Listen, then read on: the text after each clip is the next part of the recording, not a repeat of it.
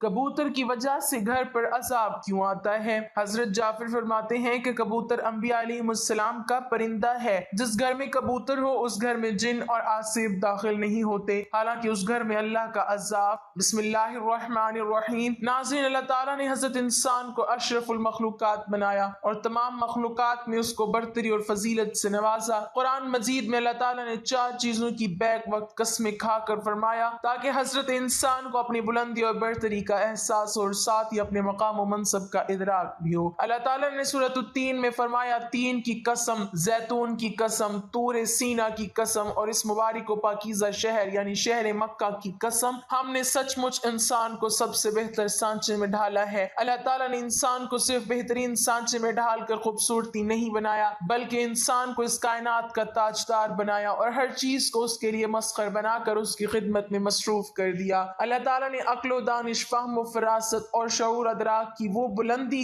دی کہ اس نے سمندر کی گہرائیوں اور فضا کی بلندیوں کو فتح کر لیا، لیکن انسان کو جس قدر عظیم اور طاقتور بنایا وہیں اس کو قدم قدم پر محتاج اور ضرورت مند بھی بنایا، اسے ہر کام میں ایک دوسرے کا محتاج اور دست نگر بنایا۔ ناظرین، ایک شخص حضرت علی رضی اللہ تعالی عنہ کی خدمت میں حاضر ہوا اور عرض کرنے لگا، یا علی، میں روز کام پہ جاتا ہوں لیکن مجھے اس طرح سے کامیابی نہیں ملتی جس طرح میں اہل ہوں، اور نہ ہی دن بھر سکون ملتا ہے۔ تو حضرت علی رضی اللہ تعالی عنہ نے فرمایا، تم ہر دن اور ہر کام کا آغاز کسی اللہ کی مخلوق کو کچھ کھلا کر کیا کرو، دیکھنا تمہارے کام میں کامیابی اور تمہاری زندگی میں سکون آ جائے گا۔ اس نے کہا، یا علی، میرے دامن میں اتنی گنجائش نہیں کہ میں روز کسی نہ کسی کو کچھ کھلاؤں۔ حضرت علی رضی اللہ تعالی عنہ نے مسکرا کر کہا، کیا تمہارے گھر میں ایک اناج کا دانہ تک نہیں ہوتا؟ اس نے کہا، ہاں یا علی، میں دن میں 2 یا 3 مرتبہ کھانا کھاتا ہوں۔ حضرت علی رضی اللہ تعالی عنہ نے کہا، کیا اس کھانے میں سے ایک اناج کا دانہ بھی نہیں نکال سکتے؟ اس نے کہا، یا علی، ایک اناج کے دانے کی کیا اوقات ہے؟ تو حضرت علی رضی اللہ تعالی عنہ نے فرمایا، ضروری نہیں کہ اپنی وسعت سے زیادہ دو، لیکن جو بھی دو خلوص سے دو۔ اگر تم صرف ایک اناج کا دانہ اپنے دن کی غذا میں سے نکال کر اللہ کی مخلوق کو کھلاؤ، کسی پرندے کو کھلاؤ، کسی کیڑے کو کھلاؤ، کسی چونٹی کو کھلاؤ، تو اس غیر مخلوق کی دعا سے تمہارے آنے والے کام بننا شروع ہو جائیں گے اور تمہارے رزق میں برکت ہونا شروع ہو جائے گی، کیونکہ اللہ اپنی ہر مخلوق سے پیار کرتا ہے۔ تم اس کی مخلوق کو اپنے حصے میں سے رزق کھلاؤ گے تو وہ اپنی رحمت سے تمہیں مالا مال کر دے گا۔ تو ناظرین، حضرت علی رضی اللہ تعالی عنہ کے اس فرمان سے ظاہر ہوتا ہے کہ انسان جو شکایت کرتا ہے کہ میں جس کام کا اہل ہوں، جس کامیابی کا اہل ہوں، وہ مجھے نہیں ملتی، تو اس کو حاصل کرنے کے لیے اللہ کی مخلوق کی مدد کیجیے۔ اس کے لیے ضروری نہیں ہے کہ آپ کوئی بڑے پیمانے پہ کام کریں، حتیٰ کہ ایک پرندے کو کھانا کھلا کر اس کو دانہ دن کا ڈال کر بھی اللہ کو راضی کیا جا سکتا ہے، اور آپ جس کام کے اہل ہیں، جس کامیابی کے اہل ہیں، اللہ آپ کو ضرور عطا کر دے گا۔ ناظرین، یہ سچ ہے کہ انسان کو ہر کام میں اپنے جیسے انسانوں کی ضرورت پیش آتی ہے۔ 2 روٹی، چند گز کپڑے اور سر چھپانے کی جگہ جو اسے میسر آتی ہے، اس میں نہ جانے کتنے ہی لوگوں کی جدوجہد اور کوشش شامل ہوتی ہے۔ اس لیے دنیا کے تمام مذاہب میں خدمت خلق کو خاص اہمیت دی گئی ہے۔ اسلام میں خدمت خلق کی اہمیت کا اندازہ اس بات سے لگایا جا سکتا ہے کہ اللہ تعالیٰ کی بندگی اور کسی انسان کی مدد کو ایک درجے میں رکھا گیا ہے۔ اسی لیے اگر کوئی بیماری کی وجہ سے روزہ نہ رکھ پائے تو ایک روزے کا فدیہ ایک مسکین کو کھانا کھلانا مقرر کیا گیا ہے۔ اسی طرح روزے کے کفارہ، ظہار کے کفارہ اور اعلیٰ اور قسم کے کفارے میں بھی مسکین کو کھانا کھلانے کی شکلیں رکھی گئی ہیں۔ اگر یہ کہا جائے کہ پورے اسلام کا خلاصہ صرف ایک مختصر سے جملے میں بیان کر دیا جائے تو وہ یہ ہوگا کہ پورے اسلام کا خلاصہ یہ ہے کہ خالق کی عبادت اور مخلوق کی خدمت۔ اسلام اللہ تعالیٰ کا نازل کردہ ایک پسندیدہ دین ہے۔ اس دین میں سب سے زیادہ کامیاب انسان اسے کہا گیا ہے جو اپنی دینداری کے ساتھ لوگوں کے لیے زیادہ مفید اور کارآمد ہو۔ آپ صلی اللہ علیہ وسلم نے فرمایا، ساری مخلوق اللہ کا کنبہ ہے، اللہ کے نزدیک سب سے پسندیدہ بندہ وہ ہے جو اس کے عیال کے لیے سب سے زیادہ نافع ہو۔ آپ صلی اللہ علیہ وسلم نے ایک اور جگہ فرمایا، صحیح مسلم کی یہ حدیث ہے، یعنی اللہ تعالیٰ اس وقت تک بندے کی مدد کرتا رہتا ہے جب تک بندہ اپنے بھائی کی مدد میں لگا رہتا ہے۔ ناظرین، آپ اندازہ لگائیے کہ انسانی خدمت کا اسلام میں کیا مقام ہے۔ نماز کتنی اہم عبادت ہے کہ آپ صلی اللہ علیہ وسلم نے اسے اپنی آنکھوں کی ٹھنڈک قرار دیا۔ حج کے بارے میں آپ نے فرمایا کہ جس طرح اسلام پچھلے گناہوں کو ختم کر دیتا ہے اسی طرح حج بھی پچھلے گناہوں کو ختم کر دیتا ہے۔ حج مبرور کا بدلہ صرف جنت ہی ہے۔ حاجی حج سے لوٹنے کے بعد اگر اس کا حج مقبول ہو جاتا ہے تو اس بچے کی طرح معصوم ہو جاتا ہے جس کو ابھی اس کی ماں نے جنا ہو۔ روزے کے بارے میں فرمایا، حدیث قدسی ہے کہ اللہ تعالیٰ فرماتا ہے روزہ میرے لیے ہے اور روزے کا بدلہ میں خود دوں گا۔ لیکن جب صحابہ کرام رضوان اللہ علیہم اجمعین نے آپ صلی اللہ علیہ وسلم سے دریافت کیا سب سے بہتر انسان کون ہے تو آپ صلی اللہ علیہ وسلم نے فرمایا نمازی، روزہ دار، حاجی اور ہمیشہ تسبیح و اذکار کرنے والے کا نام نہیں لیا، بلکہ آپ صلی اللہ علیہ وسلم نے فرمایا بہترین انسان وہ ہے جو لوگوں کو نفع پہنچائے۔ تو ناظرین اس سے پتہ چلتا ہے کہ خدمت خلق کو ترجیحی حیثیت حاصل ہے۔ آپ صلی اللہ علیہ وسلم نے فرمایا کہ اسلام کا بہترین عمل کھانا کھلانا اور سلام کو رواج دینا ہے۔ آپ صلی اللہ علیہ وسلم نے یہ بھی فرمایا کہ جو آسودہ ہو کر کھائے اور اس کا پڑوسی بھوکا ہو وہ مسلمان نہیں ہو سکتا۔ غرض یہ کہ لوگوں کی نفع رسانی اور خدمت خلق تمام مذاہب میں محمود و پسندیدہ عمل ہے، لیکن اسلام نے اس پر سب سے زیادہ زور دیا ہے اور اس کے رہنما اصول اور ضابطے بھی بیان کر دیے ہیں اور اس کی خاص تاکید و ترغیب بھی دی ہے۔ ہر خاص و عام کی زبان پر بھی یہ جملہ رہتا ہے، خدمت سے خدا ملتا ہے۔ ناظرین آپ صلی اللہ علیہ وسلم کی سیرت مبارکہ سے معلوم ہوتا ہے کہ آپ صلی اللہ علیہ وسلم کی پوری زندگی خالق کی عبادت اور مخلوق کی خدمت میں گزری ہے۔ خاص طور پر منصب نبوت پر فائز ہونے سے پہلے 40 سال تک تو مخلوق خدا کی خدمت کو اپنا مقصد بنائے رکھا تاکہ آگے دعوت کی راہ ہموار ہو سکے۔ ناظرین اللہ کے نبی نے نہ صرف انسانوں کی خدمت کا کہا ہے بلکہ جانوروں کے ساتھ بھی حسن سلوک سے پیش آنے کا کہا ہے۔ تو ناظرین اگر آپ کو بھی ایسا لگتا ہے کہ آپ جس کامیابی کے اہل ہیں وہ کامیابی آپ کو نہیں مل پا رہی ہے تو آج سے ہی اس بات پر عمل کیجئے جو حضرت علی رضی اللہ تعالیٰ عنہ نے کہی ہے کہ صبح گھر سے نکلتے وقت آپ جس مقصد کے لیے نکلے ہیں، جس کام کے لیے نکلے ہیں، اس میں کامیابی حاصل کرنے کے لیے اللہ کی مخلوق کی خدمت کیجئے اور اس میں آپ کم از کم اتنا تو ضرور کر سکتے ہیں کہ آپ کسی پرندے کو دانہ ڈال دیں، اللہ تعالیٰ اس کے صدقے آپ کو کامیابی ضرور دے گا۔ حضرت محمد صلی اللہ علیہ وسلم نے انسانوں کو خدمت خلق اور ناپا انسانی کا بلند تصور دیا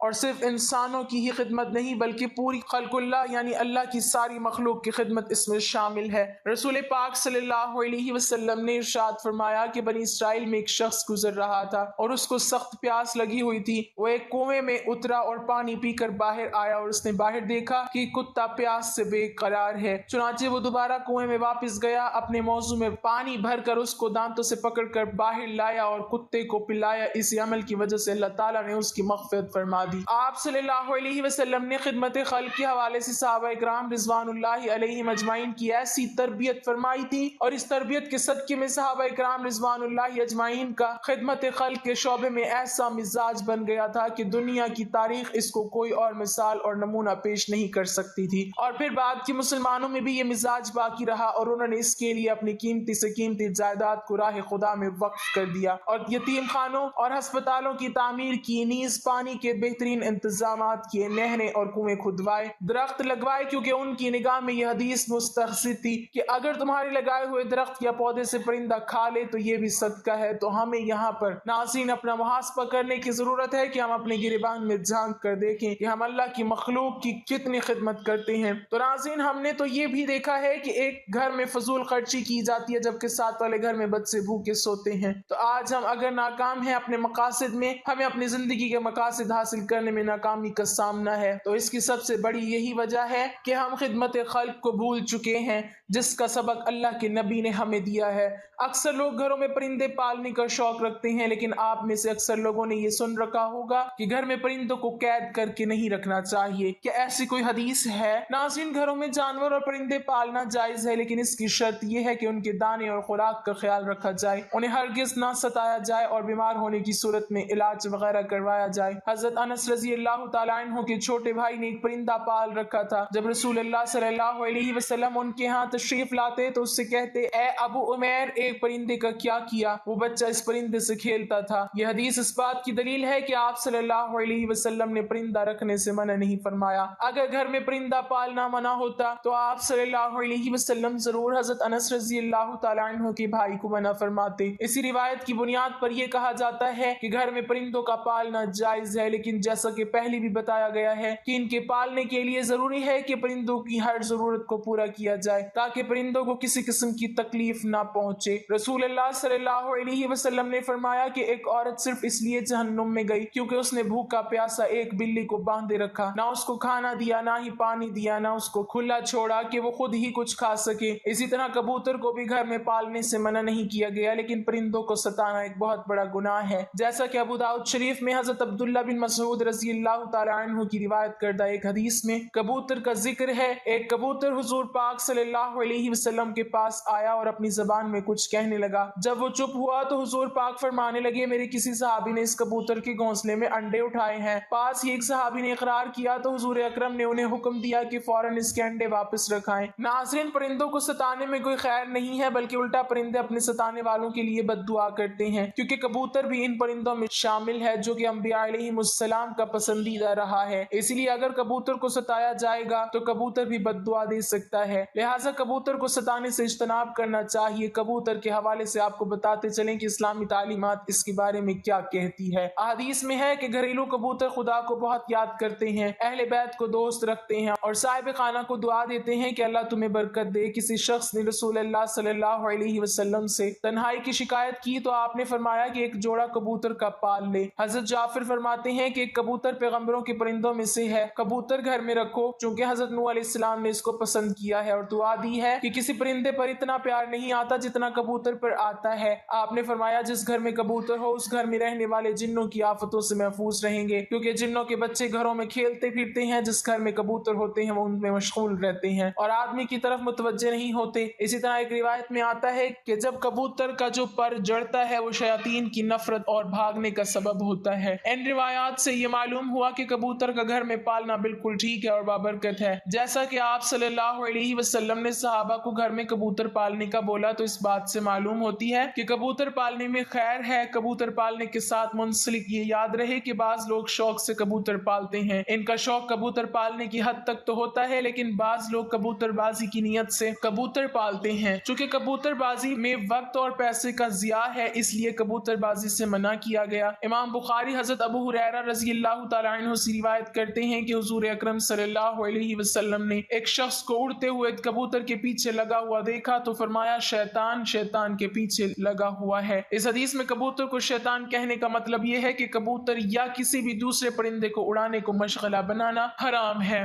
کبوتر بازی، جانوروں کی لڑائی، یہ ایسے مشغلے ہیں جن میں پڑھ کر انسان اپنے دیگر فرائض اور اسلامی عقائد کو بھول جاتا ہے، جس وجہ سے اس کو شیطانی عمل کہا گیا ہے۔ اسی طرح جانوروں کو آپس میں لڑانے سے بھی سختی سے منع فرمایا گیا ہے، کیونکہ اس سے جانوروں کو تکلیف ہوتی ہے اور جانور کو تکلیف دینا حرام ہے۔ رسول اللہ صلی اللہ علیہ وسلم نے فرمایا جانوروں کو ایذا و تکلیف دینا درست نہیں۔ رسول اللہ صلی اللہ علیہ وسلم ایک اونٹ کے پاس سے گزرے جس کے چہرے پر داغ لگا ہوا تھا تو آپ نے فرمایا جاؤ اونٹ کے مالک سے کہو اس کے چہرے سے آگ کو دور رکھیں۔ حضرت انس رضی اللہ تعالی عنہ سے حدیث ہے کہ رسول اللہ صلی اللہ علیہ وسلم نے ایک گدھا دیکھا جس کے چہرے کو داغ آ گیا تھا۔ آپ نے فرمایا اللہ کی لعنت برسے اس آدمی پر جس نے یہ داغ دیا۔ کبوتر بڑا ذہین پرندہ ہے جو اشخاص کو ان کی تصویر میں بھی پہچان لیتا ہے۔ سائنسدانوں کا خیال ہے کہ کبوتر آئینے میں اپنی تصویر دیکھ کر خود کو پہچان سکتا ہے، یعنی یہ چہرے کی پہچان کی حد تک خود شناس پرندہ ہے۔ یہ خصوصیت چونکہ دوسرے پرندوں میں نہیں پائی جاتی اس لیے اس کی اپنی جداگانہ حیثیت ہے جو کسی بھی دوسرے پرندے میں انہیں اس خصوصیت سے ممتاز کرتی ہے۔ اس کے علاوہ کبوتر میں حروف کو شناخت کرنے کی صلاحیت بھی پائی جاتی ہے۔ ایک تجربے کے ذریعے سائنسدانوں نے یہ ثابت کیا ہے کہ کبوتر پورے انگریزی حروف تہجی کو شناخت کرتا ہے جو ان کے ذہنی صلاحیت کی آئینہ داری ہوتی ہے۔ کبوتر اپنی چونچ سے پانی چوس کر پینا جانتا ہے جبکہ دوسرے پرندوں میں یہ خصوصیت نہیں پائی جاتی۔ کبوتر ہزاروں میل دور سے اپنے گھر کا پتہ ڈھونڈ لیتا ہے۔ یہ کیسے ممکن ہے؟ اس کے متعلق کئی نظریات پیش کیے گئے ہیں جن میں ایک نظریہ مقناطیسی حیثیت کا نظریہ ہے جس کی وجہ یہ ہے کہ یہ جاندار سورج کو رہنما بنا کر مشرق و مغرب کی سمتوں کا تعین کرتا ہے۔ ان کے متعلق خیال کیا جاتا ہے کہ یہ زمین کی مقناطیسی قوت یعنی میگنیٹک افیکٹ آف دی ارتھ کو پہچان سکتا ہے، اسی سے وہ اپنے گھر کا راستہ بآسانی ڈھونڈ نکالتے ہیں۔ کبوتر 70 سے 75 کلومیٹر فی گھنٹہ کی رفتار سے پرواز کر سکتے ہیں۔ دوران پرواز اس کی اونچائی